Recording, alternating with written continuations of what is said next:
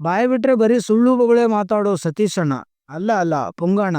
ನೋಡೋಣ ಒಂದ್ಸಲ ಪುಂಗು ಅಂದ್ರೆ ಇಡೀ ಲಾಲ್ಬಾಗೆ ನಂದು ಅಂದ್ರಂತೆ. ಹಂಗಾಯ್ತು ಕತೆ. ಇದು ನೋಡಿ, ಬರ್ಡೇಗೆ ಗಿಫ್ಟ್ ಬಂದಿದ್ದು. ಈಗ 20 ಅಡಿ ಕೇಕ್ ಕಟ್ ಮಾಡಿದ ದಿವಸ 100 ಗ್ರಾಮ್ ಗೋಲ್ಡ್ ಚೈನ್ ಹಾಕಿದ್ರು ಸರ್ ನನಗೆ. ಅದು ಅಜಯ್ ಅಂತ ಗಾಂಧಿ ಬಜಾರಲ್ಲಿ ಜನತಾ ದಳದ ಅಧ್ಯಕ್ಷರು, ಅದೇನೋ ಅಜಯ್ ಅಂತ, ಹೋಗಿ ಅವ್ರ ಹತ್ರನೇ ಚೆಕ್ ಮಾಡ್ಕೊಳ್ಳಿ. 100 ಗ್ರಾಮ್ ಗೋಲ್ಡ್ ಚೈನ್ ಹಾಕಿದ್ರು, ಅದು ವೈರಲ್ ಆಯ್ತು.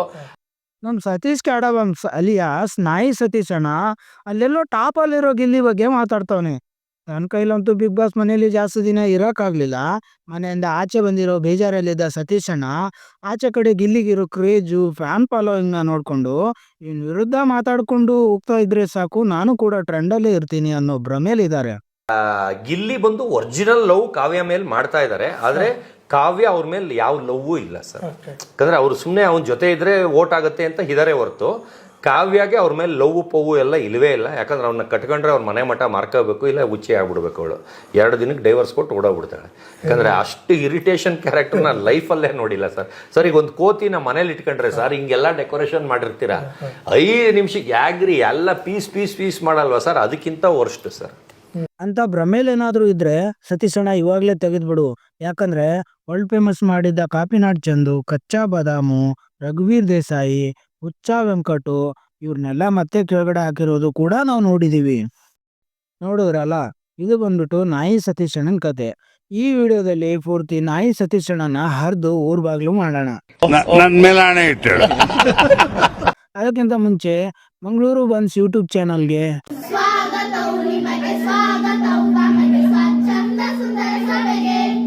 ಇನ್ನು ಮತ್ತೆ ಮ್ಯಾಟ್ರಿಗೆ ಬರೋದೇ ಆದ್ರೆ, ಈ ಸತೀಶಣ್ಣ ಬಾಯಿ ಬಿಟ್ರೆ ಒಳ್ಳೆ ಫಸ್ಟ್, ದೇಶಕ್ಕೆ ನಂಬರ್ 2 ಅಂತ ಎಲ್ಲ ಬೊಗಳೆ ಬಿಡ್ತಾ ಇರ್ತಾರೆ.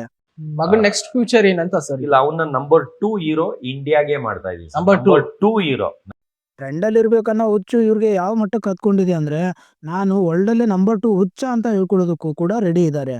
ಇಷ್ಟು ದಿವಸ ನೋಡಿದ್ರಲ್ಲೇ ವರ್ಸ್ಟ್ ಅಪ್ಪ ಅಂದ್ರೆ ಇವನೇ ಇರಬೇಕು. ಎಲ್ಲಾರು ಅಪ್ಪ ಅಮ್ಮಂದ್ರು ಫೇಲ್ ಆದ್ರೆ ಅವ್ರಿಗೆ ಹೊಡೆಯೋದು ಬಡಿಯೋದು, ಆ ಬೈಕ್ಗೆ ಹೋಗ್ಬಿಟ್ಟು ಸೂಸೈಡ್ ಮಾಡ್ಕೊಳ್ಳೋದು, ಮಾಡಿ ಮೇಲಿಂದ ಬಿದ್ದೋಗೋದು, ನೇಣ ಹಾಕೊಳ್ಳೋದು, ಇಲ್ಲ ಮನೆ ಬಿಟ್ಟು ಹೊಟ್ಟೋಗೋದು, ಆ ಥರ ಎಲ್ಲ ಮಾಡ್ತಾರೆ. ಅಂದ್ರೆ ಒಂದು ಮಾದರಿ ಅಪ್ಪ ಆಗಿ ನಾನಿವತ್ತು ಅವ್ನು ಬಂದ್ಬಿಟ್ಟು ಒಂದು ವಾರದಿಂದ ಬಂದು 4 ಸಬ್ಜೆಕ್ಟ್ ಒಂದು ಫೇಲ್ ಆಗಿದೆ ಅಂತ ಹೇಳಿದಾಗ ಅಯ್ಯೋ ಬೇಷ್ ಮಗನೇ ಅಂದ್ಬಿಟ್ಟು ಕೈ ಕೊಟ್ಟೆ. ಅವನು ಮಗ ಪಾಸ್ ಆದ್ರೆ ಪಾರ್ಟಿ ಕೊಡ್ಸೋರ್ನ ನೋಡಿದೀವಿ, ಆದ್ರೆ ಇವನು ಫೇಲ್ ಆಗಿರೋದಕ್ಕೆ ಪಾರ್ಟಿ ಕೊಡ್ತಾ ಇದ್ದಾನೆ. ಅದು ಒಂದು ನ್ಯೂಸ್ ಅಂತೆ. ಒಂದು ವಾರದಿಂದ ಬಂದು 4 ಸಬ್ಜೆಕ್ಟ್ ಒಂದು ಫೇಲ್ ಆಗಿದೆ ಅಂತ ಹೇಳಿದಾಗ ಅಯ್ಯೋ ಬೇಷ್ ಮಗನೇ ಅಂದ್ಬಿಟ್ಟು ಕೈ ಕೊಟ್ಟೆ. ಅವನು ಹೇಳೋದಕ್ಕೆ ಅಷ್ಟು ಎದುರ್ಕೊಂಡು ಹೇಳ್ದ.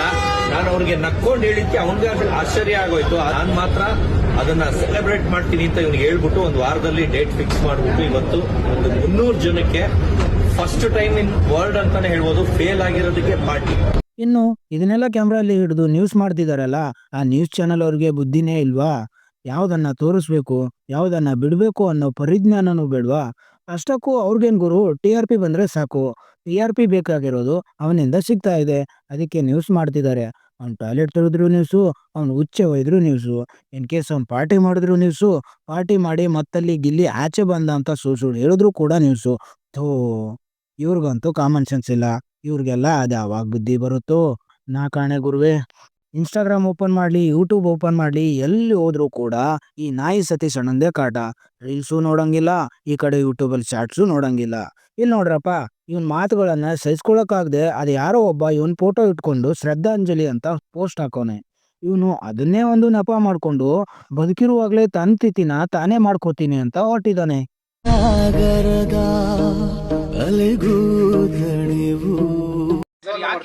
ನಿಜವಾಗ್ಲೂ ಸರ್, ನನ್ನ ಮಗ ಫೇಲ್ ಆಗಿದ್ಕೆ ಮಾಡಿದೆ. ಅದನ್ನ ಮಾಡಕ್ಕಿಂತ ಮುಂಚೆ ನಿಜವಾಗ್ಲೂ ಮಾಡ್ತೀರಾ ಅಂತಿದ್ರೆ, ಈಗ ಫೇಲ್ ಪಾರ್ಟಿ ಅಂತ ಮಾಡಿ ಅಷ್ಟು ಸಕ್ಸಸ್ ಆಯ್ತು. ಈಗ ಬದುಕಿದ್ದಂಗೆ ಅಲ್ಲ, ಸಾರಿ ದೆವ್ವ ಆಗ್ಬಿಟ್ಟು ಇವಾಗ ನಾನು ಸತ್ತೋಗಿದ್ದೀನಿ. ಈಗ ದೆವ್ವ ಆಗಿ ನಾನು 11 ದಿವಸ ತಿಥಿ ಊಟಕ್ಕೆ ಕರೀತಾ ಇದ್ದೀನಿ. ದಯವಿಟ್ಟು ಎಲ್ಲ ಎದುರ್ಕೊಂಡೆ ಎಲ್ಲರೂ ಊಟಕ್ಕೆ ಬರಬೇಕು ಅಂತ ಕೇಳ್ಕೊಳ್ತೀನಿ. ಖುಷಿಗೆ ಸರ್. ಇಲ್ಲಪ್ಪ, ಅವ್ನಿಗೆ ಇನ್ನು ಕಡಿಮೆ, ಇನ್ನು ಜಾಸ್ತಿ ಮಾತಾಡ್ತೀನಿ. ಇನ್ನೊಂದು ಪಾರ್ಟಿ ಮಾಡ್ತಾನಂತೆ, ಆ ಪಾರ್ಟಿಲಿ ಜನನೂ ಕೂಡ ಕರೆದ್ಬಿಟ್ಟು ಊಟ ಹಾಕಿಸ್ತಾನಂತೆ. ಅಷ್ಟೇ ಅಲ್ಲ, ಬರೋ ಜನರಿಗೆ ಎಣ್ಣೆ ಮತ್ತೆ ಊಟ ಕೂಡ ಹಾಕಿಸ್ತಾ ಇದ್ದಾನಂತೆ. ಯಾವ್ದೋ ಒಂದು ಪಾರ್ಟಿ ಮಾಡಿ ನಾನು 300 ಜನಕ್ಕೆ ಊಟ ಹಾಕ್ದೆ, 600 ಜನಕ್ಕೆ ಊಟ ಹಾಕ್ದೆ ಅಂತ ಹೇಳ್ತಾನಲ್ಲ, ಆ ಪಾರ್ಟಿಗೆ ಹೋಗಿ ಊಟ ಮಾಡೋ ಜನ ಆಗ್ಲಿ, ನಾಯಿಂದ ದುಡಿತೀನಿ, ಅದನ್ನ ನಾಯಿಗೆ ಹಾಕ್ತೀನಿ, ನಾಯಿಂದ ದುಡಿತೀನಿ, ಇನ್ನೊಂದು ನಾಯಿ ತಗೊಳ್ತೀನಿ ಹೊರ್ತು ನನಗೆ ದುಡ್ಡು ಮಾಡೋ ಇಂಟ್ರೆಸ್ಟೇ ಇಲ್ಲ. ನನಗೇನಿದ್ರು ಬರೀ ಡಾಗ್ ಅಲ್ಲೇ ಒಂದು ವರ್ಲ್ಡ್ ಲೆವೆಲ್ವರೆಗೂ ರೀಚ್. ಆ ಪಾರ್ಟಿಲಿ ಹೋಗಿ ಎಣ್ಣೆ ಕುಡಿಯುವಂಥ ಜನ ಆಗಲಿ ಇಂಥವ್ರಿಗೆಲ್ಲ ಯಾವಾಗ ಬುದ್ಧಿ ಬರುತ್ತೋ ನಂಗಂತೂ ಗೊತ್ತಿಲ್ಲ. ಇಂಥವ್ರಿಗೆಲ್ಲ ಏನು ಹೇಳಬೇಕು ಇದ್ರ ಬಗ್ಗೆ ಮತ್ತೆ ಇನ್ನೊಂದು ವಿಡಿಯೋದಲ್ಲಿ ಮಾತಾಡೋಣ.